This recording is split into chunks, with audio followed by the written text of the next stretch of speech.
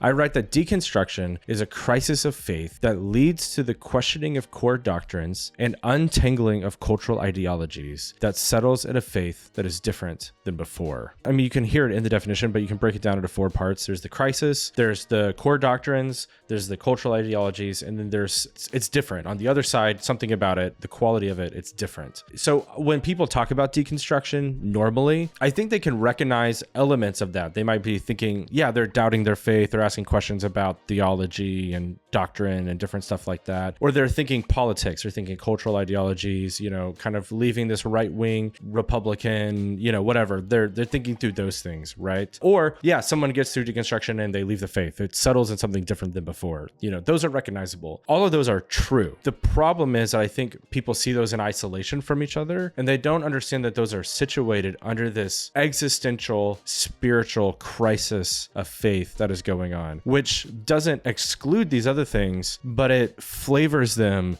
differently than somebody who's just sort of theologically pontificating, trying to work through what they believe about something. I think lots of people ask questions about their faith, and that doesn't mean they're deconstructing.